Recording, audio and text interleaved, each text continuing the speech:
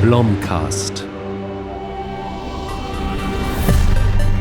Turning Points in History. Wendepunkte in der Geschichte. Hello and welcome to the BlomCast, the podcast that looks at turning points in history.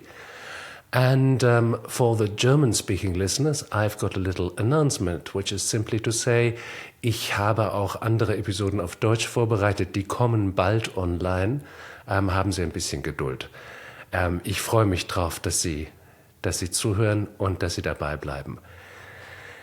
This was housekeeping in German. There's also a little bit of housekeeping in English. It's all excitement here at the BlomCast. You can now subscribe to this podcast, and you can help me make more great episodes. Well, I hope they're great. And I would appreciate your input. I would appreciate doing this together with you. But today I'm going to do something together with someone else, and I'm very excited to welcome as my guest Padraic Scanian. Padraic is a historian, a scholar of economics. Is that fair to say? Sure. The labor history of the British Empire. Padraic, you've written a wonderful book that brings us back to something that is really a little bit unusual on this podcast, because, as I say, it's changing points in history, but as I always argue that we're living at the biggest changing point at the moment. We've had a lot of current content recently in the episodes, a lot of discussions about where the world is and where it's going. But with you, at least at the beginning of this conversation, we're going to return to a real turning point in history, at least for one country, but perhaps with much wider implications. Padraic, your book is called Rot. What particular rot are you writing about, and can you enlarge for an audience, a global audience that may not be familiar with the subject of your book, what your book is really about? Sure. So the rot that the title makes reference to is the rot caused by a microorganism called Phytophthora infestans, which causes a disease of potatoes and other nightshades, although mostly potatoes, called late blight. And so the book is about the way that the introduction of this microorganism into all of Western Europe, including Ireland, led to the Irish Potato Famine, which was a disastrous famine that struck Ireland from 1845 to about 1851, and that led more or less directly to the deaths of 1 million people and the emigration of anywhere between 1.5 and 2 million people more. So it was that's the rot in potatoes that afflicted Ireland in the mid-19th century. Now, there's so much to unpack from this. I mean, first of all, obviously, it was a national catastrophe. I mean, horrendous suffering. But there is a reason why this famine was possible in the first place. There's a reason why it was allowed to happen. There was a reason why the Irish farmers were so particularly vulnerable to it. And as you write, I think very brilliantly, and we'll go into that a little bit more. You write that the Irish people, there's a stereotype that describes them as lazy and backwards. And actually you say this situation they found themselves in it because of their hard work and their modernity. Yes. Yeah. I mean, I think that's right. So the kind of, so there's a lot of context in terms of Ireland's political and economic relationship to Britain, and then after the Acts of Union in 1800, Ireland's relationship to the rest of the United Kingdom.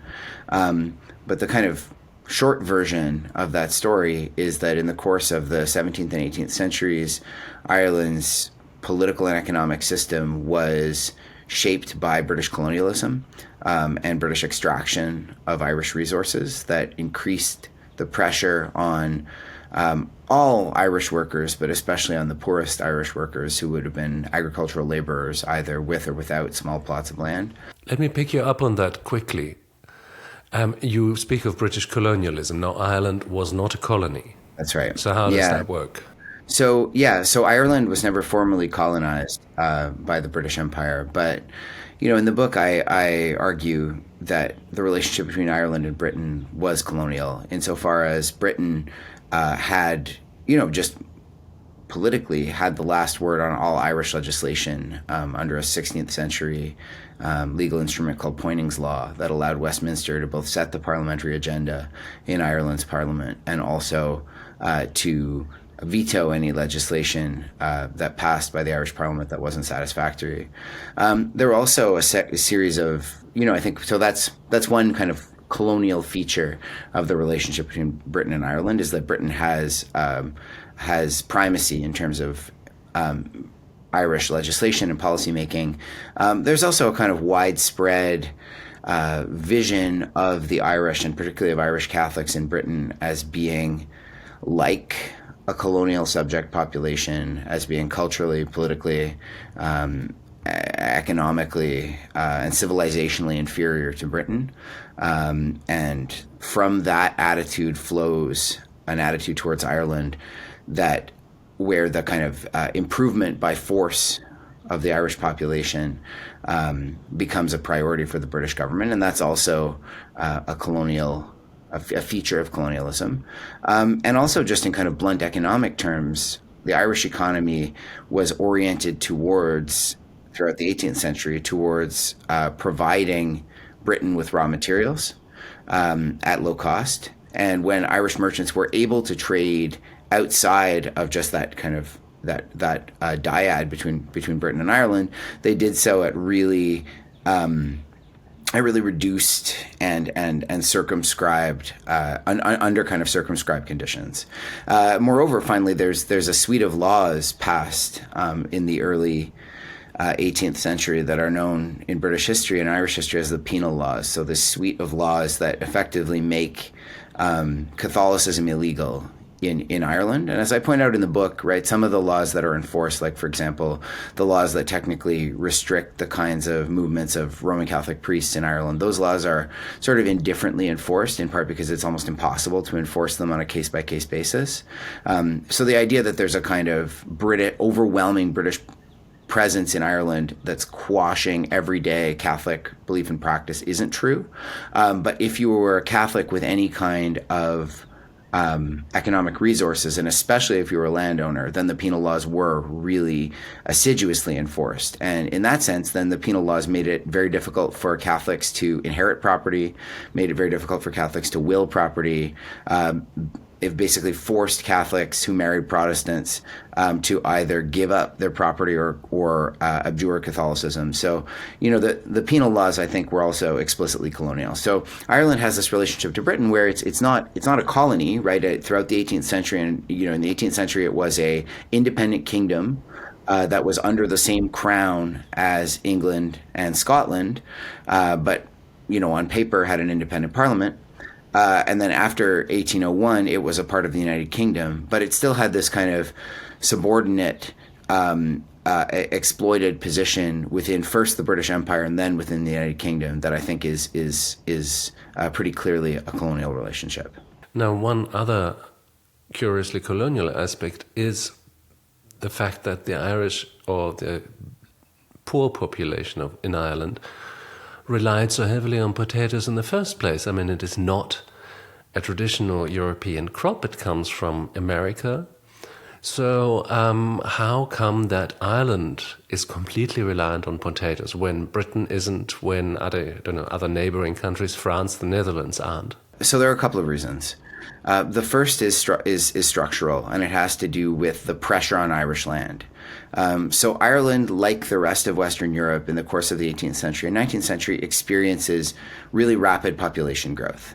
And for British observers, that population growth is seen as a kind of uncontrolled, again, through the lens of this colonial attitude, this kind of uncontrolled, uncivilized, imprudent, this kind of Irish imprudence in the face of market pressures, right? They're just undisciplined, they're sleeping around, they're producing children whom they can't feed, and therefore they're morally irresponsible and dissolute. Exactly. Their early marriage is the euphemism, right? Because the Irish are indulge in early marriage, right? So they're getting married young, they're having lots of children, whereas Britons. Prudent Protestant. Exactly. When the price of wheat is falling, right, you don't get married, you don't have children. So that's happening. But in Ireland at the same time, there's no concomitant industrialization or even really industrialization to like Jan de Vries has this argument about the industrious revolution taking place before the Industrial Revolution. But why is that? I mean, you say there is no industrialization. There were potential workers, there were resources, so why not industrialization? So there's no capital. And in part there's no capital because there's no... Big landowners? Well, the big landowners are based in in the 17th and 18th centuries, first in the 1650s and then in 1689 and 1690, there are two really substantial invasions of Ireland by English forces. First by Cromwell's New Model Army after the English Civil War, and then just after the Glorious Revolution of 1688, the army of William of Orange, by that point in time, William III of England, both invade Ireland, and that accelerates the process of the dispossession of Catholic landlords. Not to say, and I don't think in the book, right, I think one of the things as an historian that I'm especially allergic to is making counterfactuals. I mean, I really don't think that that's what we should do. But so there's no way of I'm not trying to lionize or romanticize the Catholic aristocracy in Ireland, but just to say that they were erased, right? And the landlord class that replaced them were landlords who were, for the most part, again, I'm not there were some landlords who were dedicated to kind of improving the agricultural productivity of their land and capitalizing their land as in parallel to the process that was happening in England at the time, but not that many, right? You could collect the revenue on your land as an annuity if you wanted to and never set foot in Ireland. You could be an Irish landlord. So would it be fair to say there was never any industrialization in Ireland in the same way that there wasn't industrialization in India?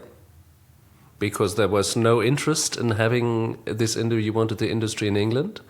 You wanted the cotton exported from from India to England and then re-exported to India at higher prices.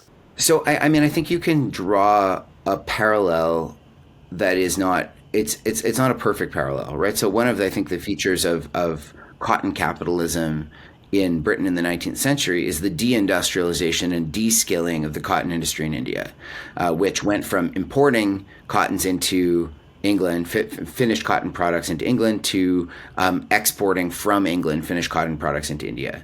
And so Ireland had its own textile industry in the 18th century in linen rather than in cotton, primarily in the north. And that industry was overwhelmed by British competition in a similar way that Indian cotton producers were overwhelmed by British competition in the later 19th century. But Ireland's linen industry was much smaller and less significant from the outset than India's cotton industry. So the only real part of Ireland that experiences something like an industrial revolution, at least in the period that Rock chronicles, is Belfast, which becomes not a center of heavy industry in the same way as, say, like Sheffield or Manchester or the great cities of the English North, but it's a center of shipbuilding, which by the 1840s and 1850s is a heavily industrialized industry.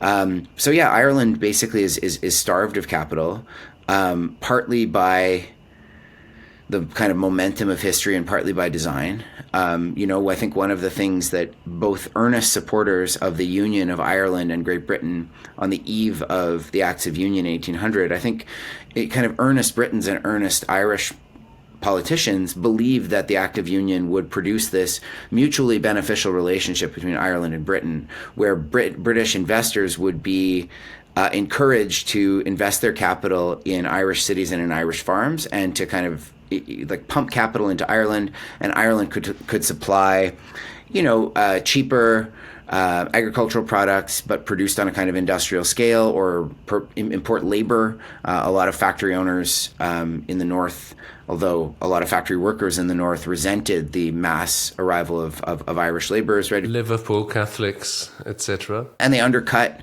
British workers on wages, right? There's a lot in there's this kind of very interesting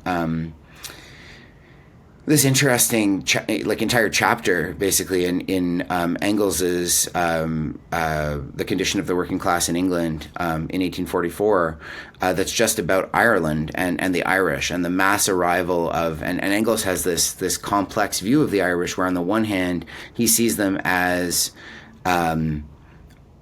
willing, because of their lack of civilization, to accept lower wages than British industrial workers and thereby weaken the position of all workers within the labor market. But at the same time, he sees them, and this kind of this is in a way colonial, right? He sees them as having this kind of this kind of innate Celtic fieriness that somehow has a revolutionary spirit. So there's a racialization that happens. I want to come back to that. But let's just close the potato question, as it were. So why were the Irish eating potatoes? Basically, you describe this capitalization of Ireland, and Ireland as a provider of raw products, basically for also the factory workers of England, of wheat, of beef. So the Irish eat potatoes. All across Western Europe, peasants start eating potatoes almost as soon as they arrive on ships from the Americas. Not the people, but the potatoes, yes. Yeah, potatoes by Spanish and Portuguese conquistadors. And potatoes are a really useful crop, especially in the brutal 17th century across Western Europe, because... I've written about the Little Ice Age. Exactly. And also, an army on the march in the 30 Years' War, if the army happened to camp near your farm, they would destroy your farm, eat all your crops, and maybe slaughter you at the same time, right? So these are like these armies kind of, but if you have potatoes, you can hide them in the ground. Not only that, there was, I think, something very important. Now, first of all, Little Ice Age, and by the way, we've got 2 episodes about this on this podcast, but potatoes have an easier time getting through those very hard winters. But secondly, of course, this was literally a tactics of burnt earth, because the armies, as I said, lived from the land, so they had no functioning supply lines. They just grabbed whatever they had where they were, which was calamity for the farmers who lived there. But when they had to retreat, they burned everything so that the next army wouldn't have any supplies. That's easy to do with the wheat fields. It's really hard to do with a potato field. Yeah. Try to burn down a potato field. You'll just have boiled potatoes in the ground. You're exactly right. So the Irish, like a lot of European small farmers and peasants, adopt the potato as a backstop crop. Crucially, one variety of potato. Well, that's not quite true. I mean, potatoes grow. So potatoes, as they're still cultivated now, are generally cultivated from what are called sets rather than seeds, right? So they're, if you want to plant a potato, you can cut the eyes off of the tuber with a little bit of flesh and bury them. And each eye can grow into its own tuber. And so if you have a barrel of potatoes that you keep as seed, you can produce a gigantic yield from that barrel of seed potatoes very quickly, which makes potatoes a real kind of boom and bust crop, because you can get these gigantic yields from essentially cloned potatoes. But those cloned potatoes, the trade-off is that those cloned potatoes are especially susceptible to pests and especially susceptible to disease. The same problem as with the European aristocracy. I guess so, yeah. Yeah, I mean, so yeah, you can see like so one of the things that I try to puncture a little bit in Rot is there are all these kind of just so stories about the Irish famine that are really appealing and easy to repeat. So one is that the average Irish worker ate 12 to 14 pounds of potatoes a day. That's a lot of potatoes. Exactly. But they didn't. It's impossible, right? It's just something that expresses a kind of... It has truthiness rather than truth, right? It expresses a truth about the Irish, which was that they depended on potatoes, and also repeats, in my view, a kind of very colonial mentality of the Irish body as being the body of the colonized being different than the body of the colonizer, right?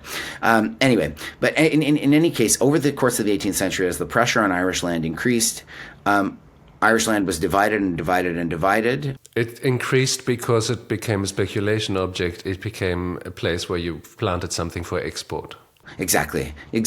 Or you could collect rent, right? And you could, so a fundamental difference as background, when you hear, if you're reading a book on 19th century or 18th century English history and you hear someone described as a farmer, know that English farmers are not, they're not like rustics. They're usually people with capital. They're not peasants. No, exactly. They're somebody who has the money to deal directly with usually an aristocratic landlord and lease 1,000 acres, 1,500 acres, a really substantial amount of farmland, which is then managed by, in the course of the 18th century and 19th century, increasingly professional land managers who then hire agricultural laborers who work for wages. Now, the farmer in Ireland, the average size of a lease, where in England it might be 500, 600, 700, 1,000 acres, in Ireland it's anywhere between 10 and 50 acres.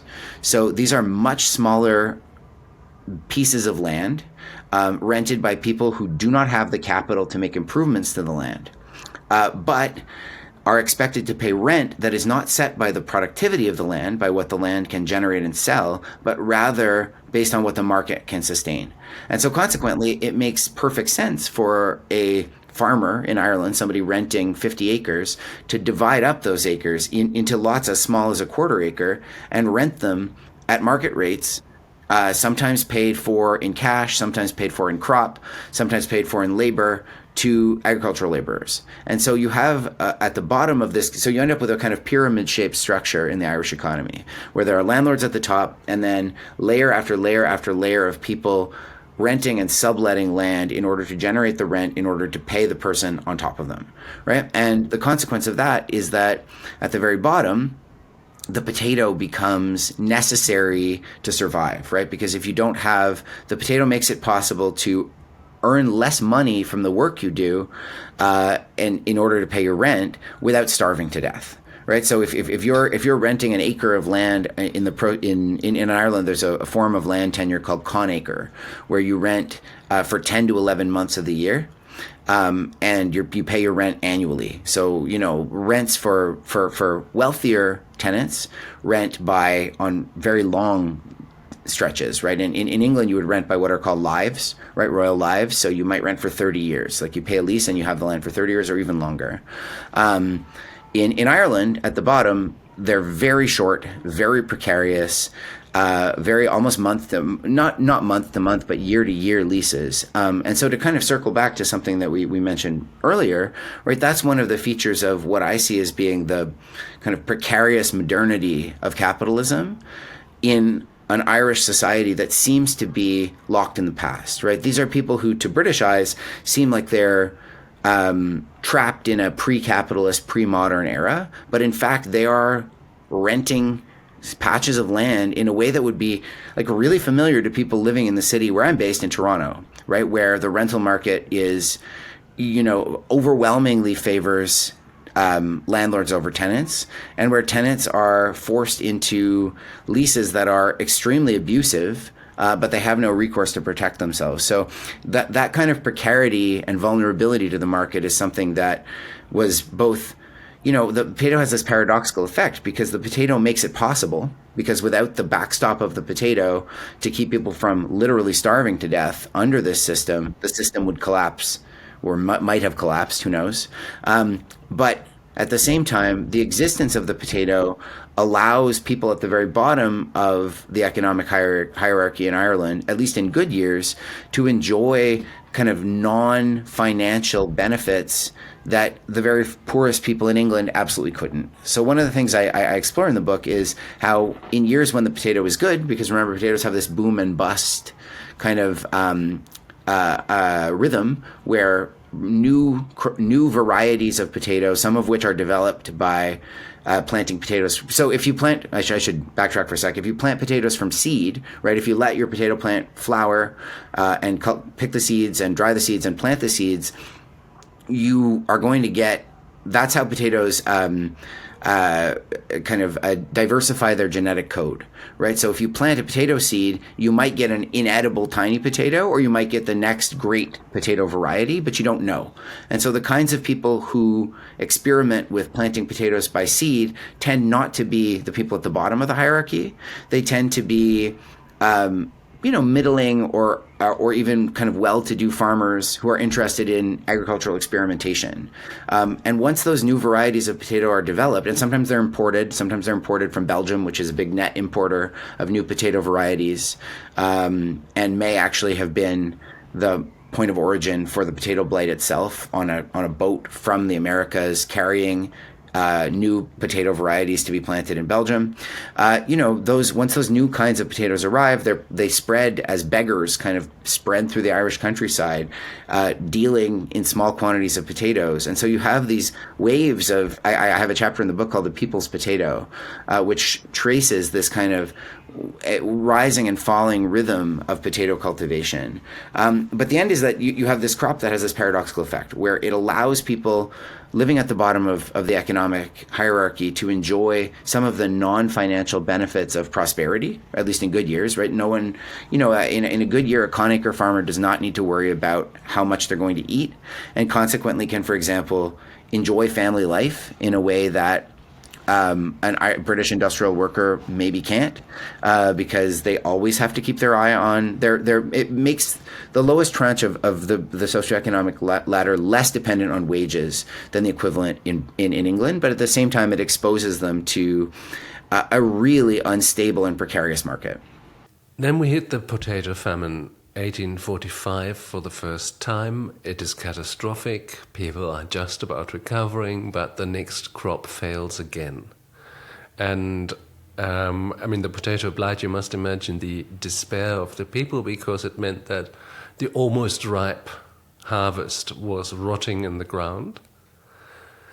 You've got some very moving descriptions in the book of people traveling through Ireland and describing what they're seeing, and seeing really sort of apocalyptic scenes that you'll be used to from medieval altarpieces of villages with corpses lying buried in shallow graves and half eaten by animals, because this is a devastated landscape. That's right. Yeah. So in the first wave of the blight arrives, and the blight it's not unexpected, right? It's the British government and the Irish government, or the United Kingdom authorities in Britain and in Ireland are aware that the blight is spreading, because it had struck crops in Pennsylvania and in Ontario, where I am now. I guess it wouldn't have been Ontario then; it would have been Canada East, but. And then it struck in Belgium in the summer. But so why weren't they prepared? There was no preparation, right? There was no clear sense of what. I don't think they realized the scale of what scale the devastation would have. And there had been a pattern, because the Irish famine was not the first Irish famine. That's one of the things that I try to emphasize in Rot. And there were truly devastating famines in the 18th century, in I think 1739, 1740, that proportionally may have killed a higher proportion of the Irish population than the Great Famine itself. And then in the era of the Union, which is much more what I'm concerned with in the book, so after 1801, there were potato failures that led to, in the parlance of the World Food Program now, would be called subsistence crises. So they didn't tip into full famine conditions, but there were certainly diseases associated with malnutrition and hunger that spread really readily in 1817. There was a massive typhus epidemic that might have infected as much as 25% of the Irish population, killed 40,000 people at least. In addition to all of, and those deaths of typhus can probably be just as easily attributed to hunger, right? There was an influenza. There were influenza epidemics that followed. There was another potato failure in the 1820s, another in 1831, and in each of those potato failures, they were much more localized, much less widespread, and the British government had a kind of plan that was ready to go for when there was a subsistence crisis in Ireland. This is where it becomes really interesting. Because, I mean, on the one hand, you can say, why do we know so much less about the 18th century potato blight?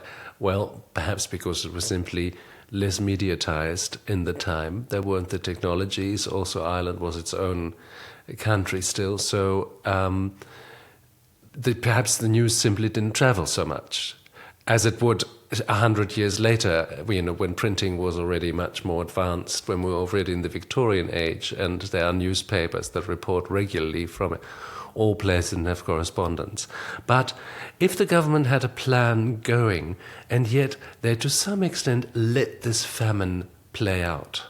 Yeah, I mean, I think so. I'll just explain, the basic features of the UK's standard model of Irish famine relief or Irish subsistence crisis relief is premised on the idea, which I think has been, we've discussed it already, right? That it was premised on the idea that the Irish economy was backward, and that Irish workers were backward, and that Ireland was at risk of backsliding away from civilization towards some kind of pre-modern barbarism, right? And so for the British, right, this concept of civilization is something that I've worked on in my whole career. I've worked a lot on the history of slavery and anti-slavery before I wrote Rot. And civilization is very important to the British Empire and extremely inchoate and difficult to define. But one of its most stable definitions is as emulation of British bourgeois attitudes to work, right? So if you are if you go to work to earn a surplus and save and are prudent, right? In some ways it's not that just like in many ways like Max Weber wasn't that far off the mark in terms of understanding the relationship between maybe not Protestantism and the work ethic in a one-to-one relationship, but there was a kind of sense of work ethic as being symbolic of civilization. And so British policies intended to mitigate Irish famine relief were premised on the idea that if you gave the Irish something for nothing, you would cause them to abandon their already fragile work ethic. And so consequently, British policies for famine relief involved importing grain at cost and selling it to the Irish. And if the Irish didn't have money to spend, you wouldn't give the grain away. You would set up public works projects, even at great expense to the government, in order to make sure that nobody ever got what was usually called elemosynary. Make them dig holes and then Fill them up again. Exactly. Yeah, they have this fear of what they call elemosynary. They call it elemosynary assistance, and they borrow that language of that very unusual and like very arcane legal term from the law of monasteries and from the law of non-religious almsgiving institutions, which were one of the great kind of bugbears of the English Reformation. The idea that the Catholic monasteries were giving away something for free and encouraging pauperism, turning the poor into paupers, ruining their work ethic. And so they resurrect this language of eleemosynary assistance and apply it to Ireland. It's a language not altogether unfamiliar to debates in today's welfare states. Yeah, absolutely. I mean, I think there is definitely another way in which the Irish famine was more modern than it looked, right? I think there's a kind of optical illusion that was very hard for both Irish and British politicians to see passed in the 1840s, which was and John Russell said it in Parliament. The Prime Minister said it in Parliament when he described it, and I'm paraphrasing, described the famine as being a famine of the 13th century being visited upon a people of the 19th. And one of the core arguments of the book is that no, this is, if you want to understand the Irish famine, you have to understand it was a 19th century famine, and that the conditions that made the arrival of a devastating microorganism in Ireland that would have threatened harvest and threatened people's livelihoods into a nearly half-decade calamity were not. It wasn't a natural disaster. There's nothing natural. Anyway, but I don't want to get to put the cart before the horse. The point is that in 1845, the plan was ready to go, and it was just implemented on a bigger scale. So Robert Peel, the Conservative Prime Minister, borrowed money and bought millions of pounds of what was usually called at the time Indian corn, so maize, right, like a corn on the like a yellow corn from the United States, and he bought it from the United States because it was cheap at the time, and it was something that did not grow in either Britain or Ireland. So there was no way that by importing maize that somehow the British government could interfere in the normal process of trade or interfere in the normal importing and exporting of grains from Ireland to the rest of the United Kingdom.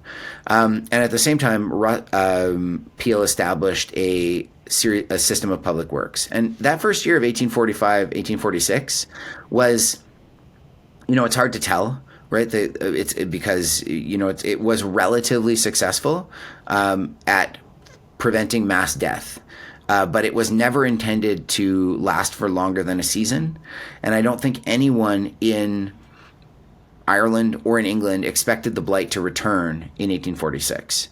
And they didn't expect the blight to return, and in that sense, there's no reason why they would expect the blight to return. But they had no other, in the course of that year, 1845, 1846, right, the British government did nothing to change the basic economic conditions that most Irish people or most Irish laborers lived under, right? So when the blight returned, it's not as though the blight returned in 1846 to a changed landscape that had been somehow reformed. It was just the same. It's just that people had already survived 1 year of potato failure. And then that year, 1846-47, was a catastrophic disaster in Ireland. It's often called Black 47 in Irish history. Something like 2% of the population died or emigrated in that year alone. And so, that was that, and that set in motion just this catastrophic apocalyptic scenes in the Irish countryside, where, and this was a time when the new Prime Minister, John Russell, wasn't wrong when he said that Ireland can import enough grain to feed its people. So in the course of 1847, by the time, February or March or April 1847, Ireland for the first time in decades was a net importer of grain rather than exporter. So a lot of grain was flowing into Ireland, but there was no infrastructure in Irish rural areas to actually bring the grain to the people who needed it most. And so you had the situation where people were starving to death in the deep countryside because they were shut out of public works. There was a system of public works that employed something like 700,000 people at one time who were supporting millions more, but that's not the whole population. And the way that people got on the public works meant that the people who got jobs on the public works tended to be slightly higher up in the hierarchy. There was a lot of graft, a lot of double dealing. And so you had this situation where people who fell through the cracks either died in the countryside of malnutrition or starvation or influenza or dysentery. And then you had people in cities or towns who flooded into the towns as the potato crop collapsed and died of typhus, which spreads really readily,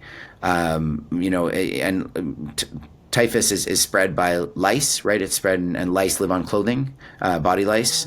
I think just to summarize, right, the consequence was when the blight struck and kept appearing again and again, the UK government was not prepared for a multi-year subsistence crisis, and it had effectively only one tool for mitigating famine relief, which was a tool that expected famine relief to be an instrument for improving the ostensible lack of civilization of the Irish, and that belief that Ireland was pre-modern and pre-capitalist was more or less what led to the famine in the first place. And so, a lot of, and I'm from like distantly in the Irish diaspora. My name is, my father's family is Irish Catholic, or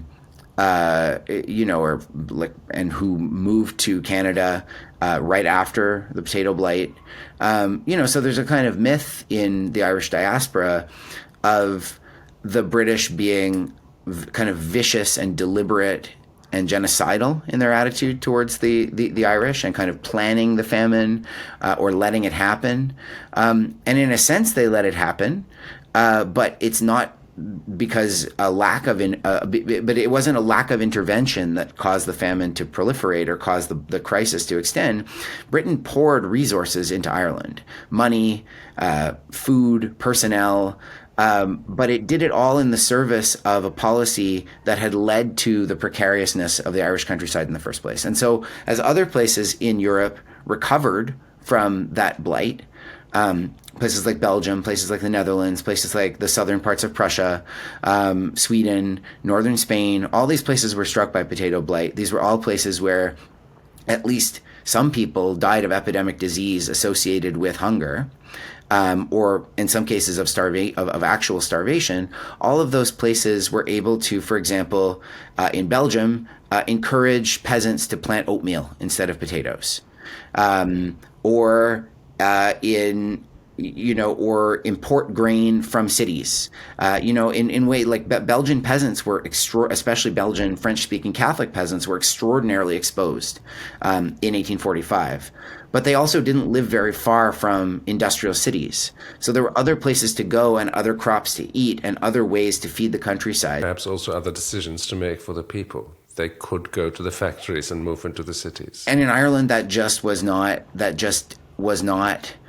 possible. There are two things I'd really love to touch on with you. And the one is something that I come across sometimes here. I've done a podcast about it with Kenan Malik. I've done another one with Anthony Appiah recently. And yes, that is the question of racism. But what an interesting thing racism is, or race, the concept of race is, to put it like that. Because when I was busy writing a book about the early 20th century and the late 19th, you come across these travel accounts of intrepid Victorian travelers who go to visit a dark and terrible world of people who are in every way unlike them and inferior to them, physically, intellectually, emotionally, morally. These are people, they say, they are not like us, they are deeply different, they are hardly human, they are more animal. They're not in Africa, they're in East London. And they're describing the slums. They're describing the slums in which mainly Irish people live, white people. But to them, this is a different race of people. Racism has proved, the concept of race has proved extraordinarily elastic, hasn't it, in justifying whatever needed to be justified on the part of those who had the power.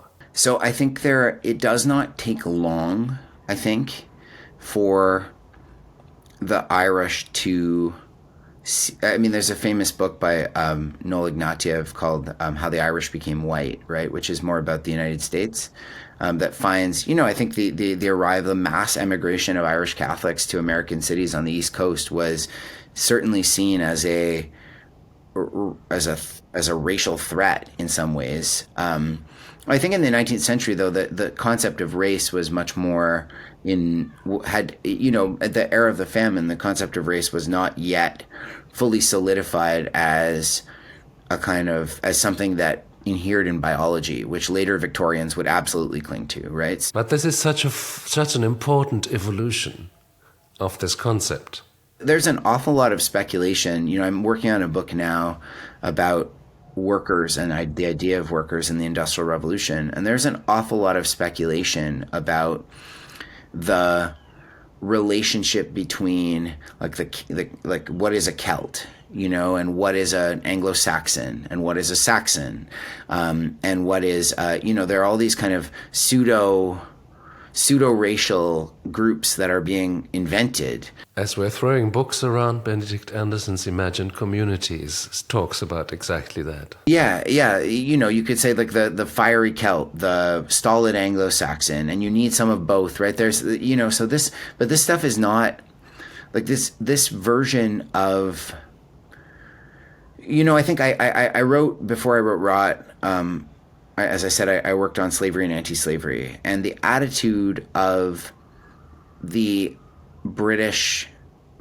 popular culture, let's say, towards Irish laborers, is different than the attitude of British popular culture towards, let's say, formerly enslaved laborers in the Caribbean of African descent, right? There is a substantial, and maybe I'm overcautious here, because one of the motivating forces for me in writing this book is to, this is a book written, I worked in Britain, but I taught British history, very like mainline British history, to British university students. But I'm Canadian, trained in America, who now works in Canada, but who writes on Britain.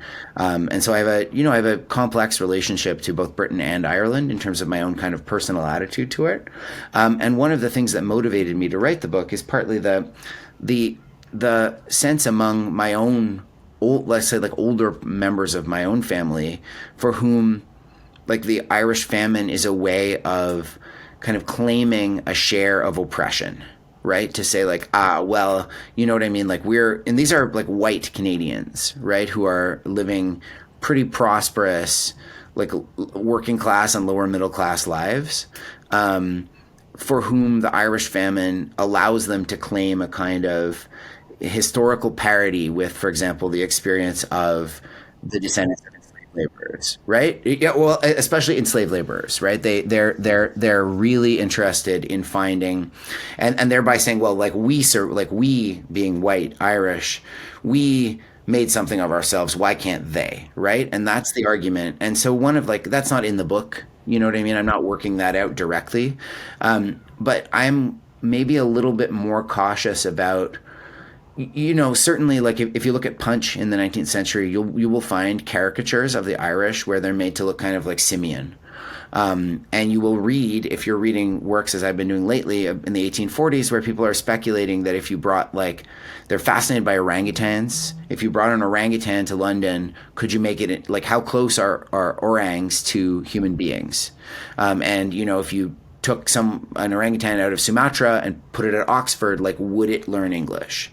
And they're like, but the problem is the orangs keep dying. It's too sad. Like we can't experiment because they don't survive in the jungle. So, so you can see the simian depiction of the Irish and say, there's a 1-to-1 relationship between, say, anti-black racism and anti-Irish racism, but there isn't, right? It's just fundamentally different.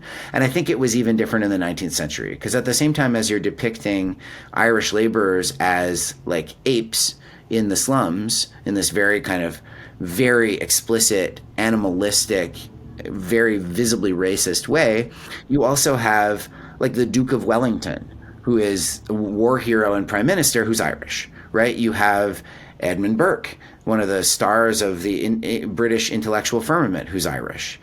Jonathan Swift, etc. You have Swift, like you have, there are, I think it's easy for, I worry in the diaspora at least that it's easy to kind of elide the relationship between Britain and Ireland that goes back, that there's a lot more interpolation of British and Irish culture, a lot more Irish influence on Britain, a lot more British influence on Ireland than perhaps either side is that willing to admit, because it's easier to draw the straight line. And in fact, the line between the two is unbelievably blurry. and sometimes it's crystal clear, right? If the poorest Irish laborers arriving in Manchester and living in Irish Town, right, which is literally below the water line, like in the septic tank soaked, like fetid swamps below the rivers in Manchester, like there you can see visibly this is a class these are people who have been racialized because they're Irish Catholic, but that process can be revoked very quickly, right? If one of those people like wears a suit and becomes a barrister, it's pretty easy to integrate them into British society in a way that was not the case with more kind of, as biological ideas of race evolved in the 19th century, with more kind of explicitly racialized people. It's a very important aspect you mentioned. You also come across that in Enlightenment thought, that people who are thought of as inferior, not because of the color of their skin, but basically on their level of civilization. And French enlighteners have no problems calling people in Northern Europe basically not human, because they live simple lives. And they look at African rulers and they're awestruck with respect. But listen, this is all fascinating, but before you have to run away, we have to come to the core of your argument, which is about markets. And I just want to read out one sentence that it just sounds so contemporary. You're describing British economic theory in the 19th century, Victorian economic theory.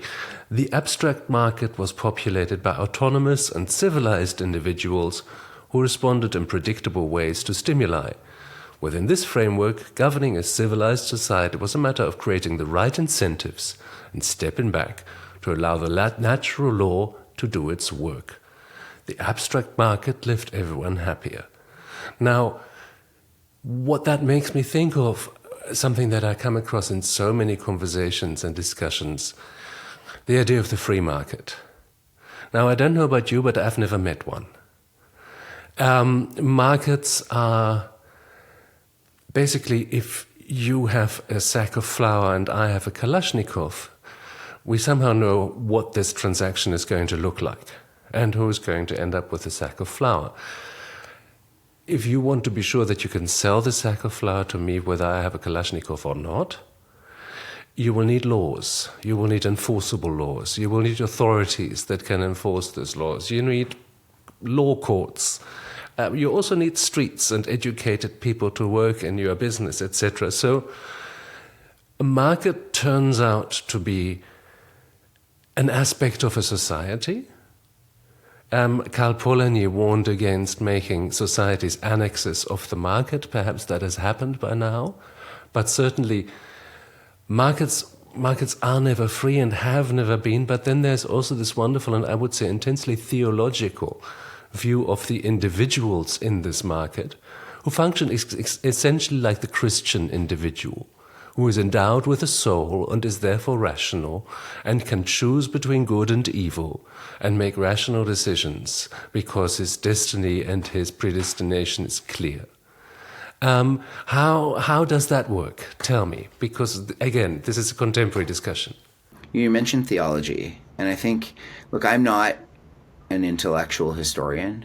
It's never been my, the world of ideas has never been my full stock in trade. I'm interested in material culture. We complement each other beautifully. Yeah, I mean, hopefully not to a Philistine extent, but there are books. There is a book to be written, not by me, about the relationship between ideas of natural law and English evangelicalism in this era, right? So there's definitely a sense, so you're right. You've hit on what should be what seems like an obvious contradiction in the faith in markets that really animates a lot of British social and colonial policy, especially in this era, in the 1820s, 1830s, 1840s, which is funny because that era is perhaps the peak of faith in laissez-faire, but it's also an era of repeated market failure, right? Like the British commercial market in the 1850s and 1860s, Britain was a lot more prosperous in the 1850s and 1860s than it was in the 1830s and 1840s. And yet the faith in markets was much stronger at a time when in the 30s and 40s when markets were failing left and right. and to understand. And so one of the questions I try to answer, or that I'm always trying to answer, and I don't know if I have a fully satisfying answer yet, is what it was about this idea that was so unbelievably compelling in the face of overwhelming contradictory evidence.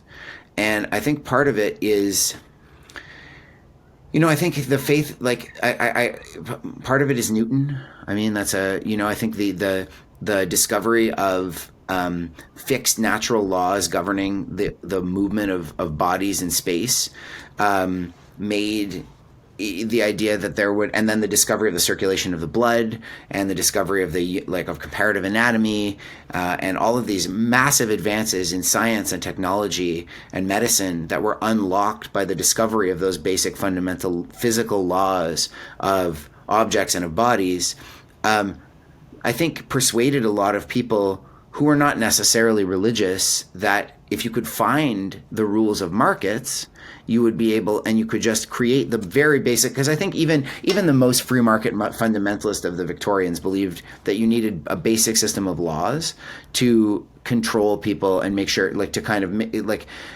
sure that bad actors couldn't take advantage of everyone. So even, the most extreme free marketeers believe that there should be a set of guardrails that protect the market to a certain extent. But at the same time, I think there is an element of both scientific and also theological faith in the idea that if you can just find the correct design, if you can align the design of the market with God's plan for the market, then you will need a very limited number of rules to govern that market. You just have to find out what God's plan is, and then the thing will run perfectly, and whoever will not harmonize with it does so because you've obviously not got God's grace, basically. Yeah, and you can see it, right? I think another point of origin of rot was my previous book, Slave Empire. I think the best chapters of it are on the period of apprenticeship, immediately after the abolition of slavery in the British Caribbean, when formerly enslaved laborers were made into apprentices. So they were required to work for wages for a portion of their, quite literally in the law, free time, and then were required to work for the people who had once claimed to own them for more than 40 hours a week, so that they could learn the discipline of wage labor. And also make sure that the sugar industry didn't collapse. And I think in that situation, right, the contradictions of these ideas of the free market were glaringly obvious, right? You had a situation where British abolitionists assumed that formerly enslaved laborers would want to work for wages because that is what they seemed like they should be doing, right? They should be proletarianized agricultural laborers. But what the formerly enslaved laborers actually wanted to do was buy small plots of land and become farmers and get as far away from the plantation as they possibly could. And that, to my mind, pretty obvious. And I can, I don't like to project myself back into the past, but you can see why somebody would want to make that decision, It's a decision people would make today as well. Sure. And then instead you have this situation where formerly enslaved laborers are not behaving in the way that they ought, in inverted commas, naturally to behave. And so the idea in the era of apprenticeship was to fiddle with the features, fiddle with the legal constraints on formerly enslaved laborers so that they would be impelled to behave naturally. And I think that contradiction is glaringly obvious in the British Caribbean, and I think it's also glaringly obvious in Ireland, right? People were acting according to, nothing that Irish farm laborers were doing was, even by the standards of economics, irrational, right? They just were not behaving in the way that they were predicted to behave. They were behaving in an imperfect market, right? They were trying to find advantage where they could, but at the same time, they were, if you're in a situation where you depend on the potato, you need to raise a pig to make rent, you hope that the peat bog doesn't dry out because that's your source of free fuel, and if it dries out, you're going to freeze to death as well as starve to death.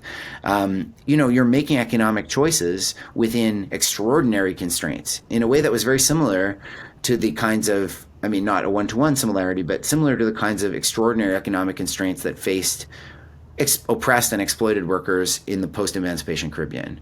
And then you have people who are not behaving according to the predictions of political economy, And so consequently, there's such profound faith in political economy that never leaves political economists to reconsider their own prior assumptions.